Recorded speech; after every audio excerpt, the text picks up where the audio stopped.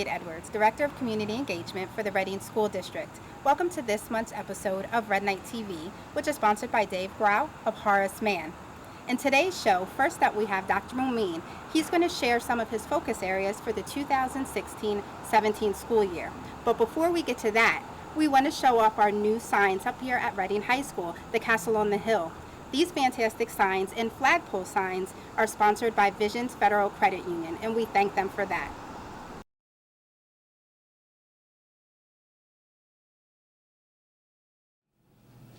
I'm Dr. Khalid Momin, Superintendent of Reading School District. The 2016-2017 school year has begun with great excitement and energy. This school year, we're going to continue to focus on our 5 strategic plan areas, which are safe schools, academics, communications and engagement, finance and operational effectiveness, and partnerships. Even though the 2015-2016 school year ended with such great momentum, there's still a lot of work to be done. Therefore, we're going to look at some specific areas this school year to try to enhance the educational opportunities for our students. First of all, we're going to create safer learning environments through equity, cultural competence, classroom management, and providing administrative support. The adoption of a new science curriculum aligned with the Pennsylvania state standards is an exciting endeavor. We're also focusing in on our cohort graduation rates and dropout rates because we believe that all students can and will succeed. We will be taking a deeper dive in enhancing our technology to be more interactive with students, parents, and community. We're looking at pursuing a parent identification system to streamline the safe pickups for our young students, and also looking at a customer service-based system for immediate feedback and support of our schools. There will be a continued focus on obtaining funding and grants to support student learning, and looking at opportunities to enhance our school district policy where it works best for our students, staff, and community. And most important, this year, we're focusing heavily on the 3 A's: academics, the arts, and athletics. This will include investigating joint efforts to bring a lot of attention to the arts, a lot of attention to academics, and a lot of attention to athletics so that we can have ongoing synergy with the community and with the staff and with the students. Most important, I am so proud to serve as superintendent of schools. We have a great cadre of students, a great team of administrators, teachers, and support staff, and a great community of parents. We know together, we have the opportunity to build a synergy around student achievement.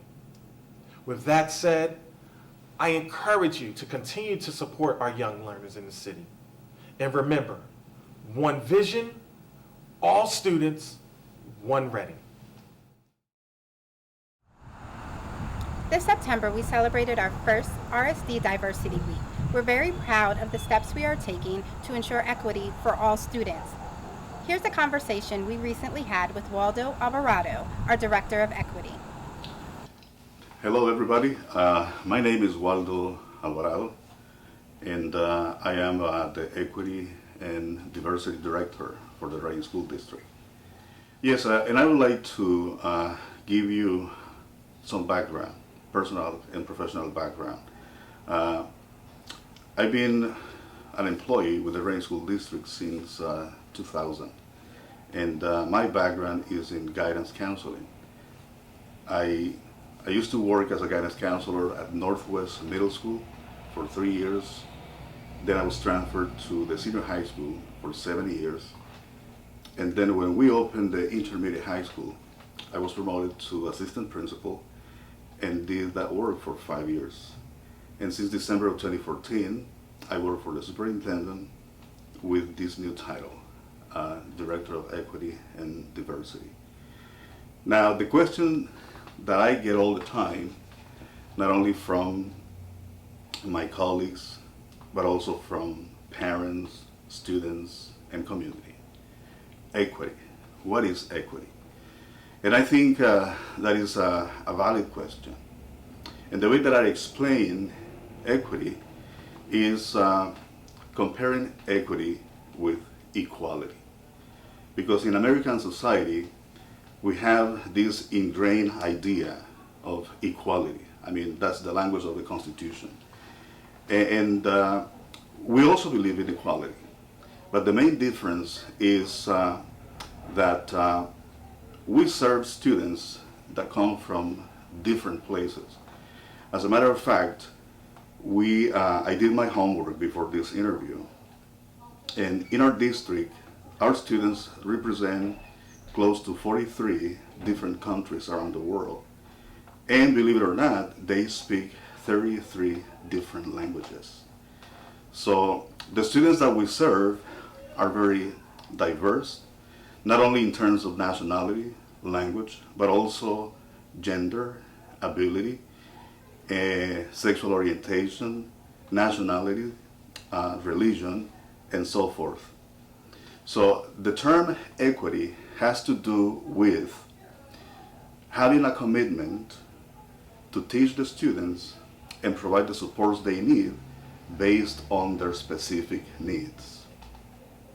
Equality is to treat everybody the same. And that can get us into some problems because not all the students are the same. They have different needs, different backgrounds, so they need to be treated differently. So I think a nice way to put it is in these words. There's nothing more unequal than the equal treatment of students that have unequal and different needs.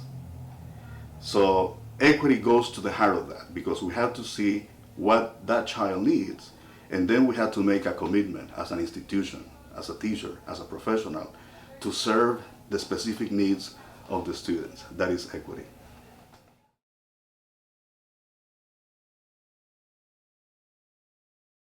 PHRC stands for the Pennsylvania Human Relations Commission. And as you know, 6 years ago, the community, the families, they went to PHRC and they voiced some concerns about the way the district was operating. So they held some public hearings, and the district and PHRC, they came up with this joint agreement to make some changes within the school districts. And those changes cover three main areas. The first one was equal employment opportunities for all the students. The second one was equal employment opportunities, especially for professionals of color. And the last one was equal treatment and equal educational outcomes for all the students served within the school district. That agreement began in 2012, and right now we are in 2016, so it's been 4 years since we have been following all these stipulations.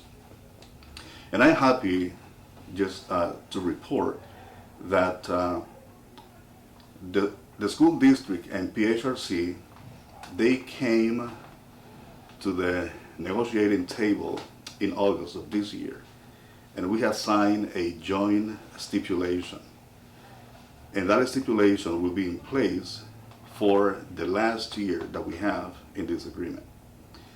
And this joint stipulation is a big deal. It is good news, because prior to that, we didn't have a stipulation. What we had was a lawsuit from PHRC. And they were claiming that the district was doing very little to comply with this agreement.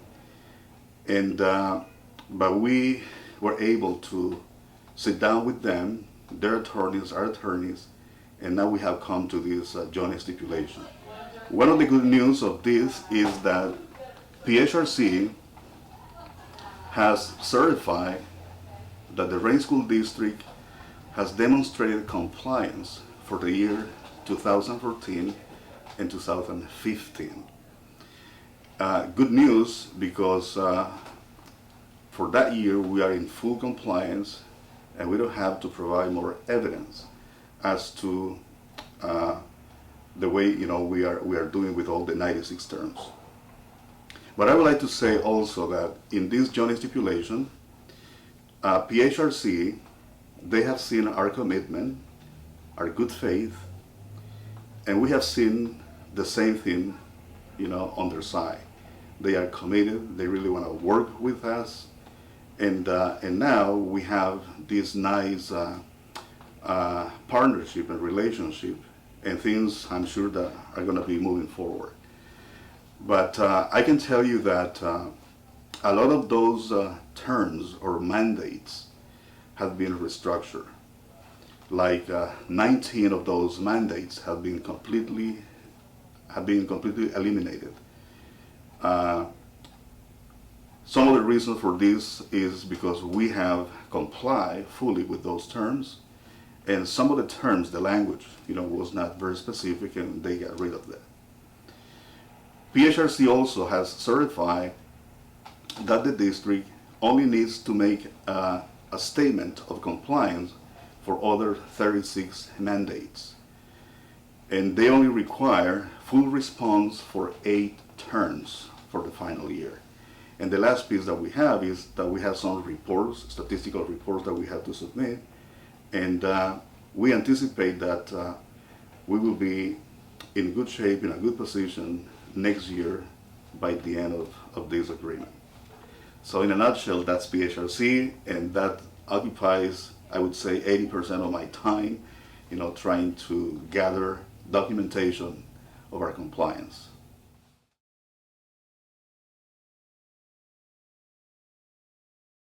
Yes, Deep Equity is basically a professional development that the district has engaged in since last year. And actually, this academic year is going to be year 2 of implementation. And there are different aspects of Deep Equity. Number one is that we have a contract with Corwin, and they provide these national, and I would say international expert on the topic of equity. His name is Gary Howard. He spent last year 5 days with our principals, assistant principals, and teachers, laying the foundation for this deep equity. And but there are some other pieces. Central office also, we spent 1 full day with Gary in the summer of last year. And one of the outcomes of this first year is that we have multiplied the force, so to speak, in that now we have equity teams in every school building within the district. And those equity teams, they come to the training, and we are using the trainer model. They receive the content from this expert that comes to us, and the teams, they go into their schools and they will replicate the training with their staff. In every equity team, we have at least 5 members: the school principal, the assistant principal, the school counselor, the parent coordinator, and one of the teachers that is in a leading role within the school. For the second year, we are trying to expand this work and include more employees within the Redding School District. So the goal for this year is to continue with the equity teams, and also we want to include the support staff, and that will be secretaries, that will be security officers in the buildings, that will be also custodians, facilities, lunchroom or cafeteria workers, and so forth. But there's another component that we are trying to start this year. And actually, this past Wednesday, we began with this other component. And that is what we call the YES initiative. And the YES, with double S, stands for Youth Equity Stewardship Series. So we are working with 40 students from the intermediate high schools and 40 students from the senior high school. They come together, and the students now are engaged in their own journey through equity, inclusion, diversity, and cultural competence. And I have to say, those are the key concepts of all this effort. The equity, the inclusiveness, the excellence, and something that Gary Howard calls culturally responsive practice. And we are looking and doing a lot of reflections and conversations as to our practice as leaders and teachers in this district, and see how we can support all the students, especially those students that are called historically underserved students. Students, that are English learners, students with special education or IEP, students also, dealing with the challenges of poverty and low income and so forth. I'm from Miracleville and breaking dancing. From Warm Smiles Make the World Tour. From Black Parties and Give Me a Pound. I am from Cheesy Hot Lasagna. I am from a family that lays loving hands on me. I am from American Indians. My sweet little ones when they need their mama. I am from the East Hood and Country. I am from Thanksgiving, Powwows, Kutztown Festival, and the Underground Railroad. I am from Gente Humilde Uniste Servicio. Thanks to Reading Symphony Orchestra, our students were able to enjoy beautiful music by Sweet Plantain Quartet. They visited several of our schools and they did a residency with our RHS orchestra students. Here's a chance to listen in.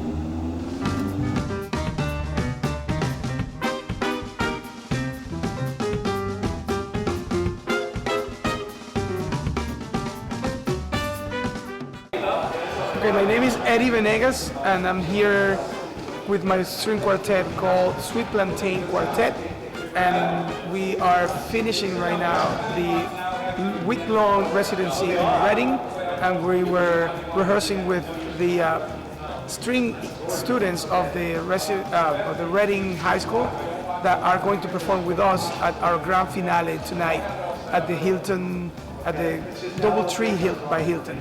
My name is Diamond Miller. I'm in 11th grade and I play the violin. Well, I mean, it's not often that I get to play with such talented people. I mean, I go and see different quartets practice every once in a while, but I mean, for them to work with us as high school students, it's an amazing opportunity. I couldn't be happier.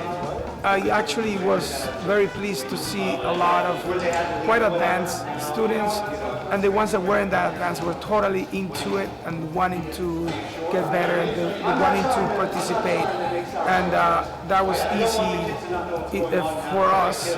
And also it's nice to see Spanish students as well. I'm from Venezuela, Caracas, and we use a lot of Latin music in our repertoire, even though we're a concert group, we're not a dance group. And it's nice to bring this music to them, and it seems to me like it's easy for them to relate to, since it's the music that is part of their identity, which is part of my identity. It was great. I mean, it was a great opportunity to be able to work with such talented musicians and have them be so, I mean, I want to say chill around kids. I mean, they're very easy to talk to and they really, really help. Well, we have a website, www.sweetplantain.com, and we also have Facebook page, //sweetplantain. And we are performing tonight at the DoubleTree by Hilton at 7 o'clock. The dinner starts and the concert starts at 8, around 8. And we're going to be traveling around the country, and we did a video which was part of the WAAU YouTube Soundroom series. So if you look us up, Sweet Plantain Quartet, you'll find the stuff on YouTube that we did, and we have other videos as well. We travel around the world and around the United States playing our music, and it's nice to be here.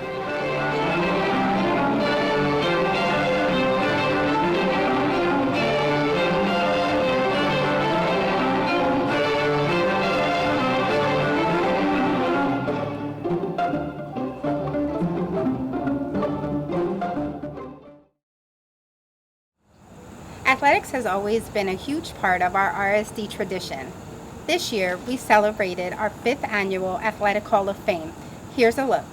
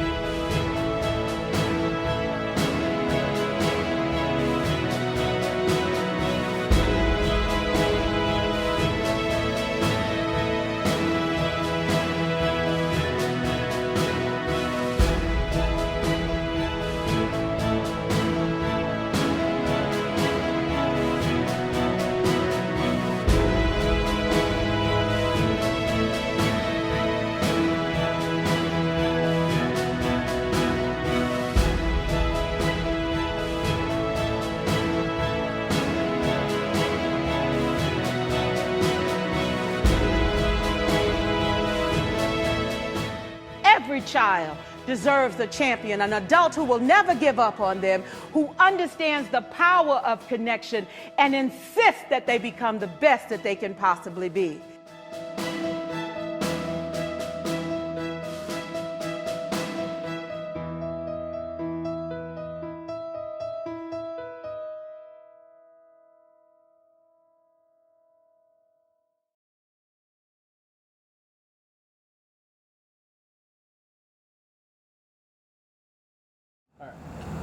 We hope you enjoyed today's episode of Red Knight TV. As a reminder, if you like this t-shirt that I'm wearing, they are available in the Reading High School school store.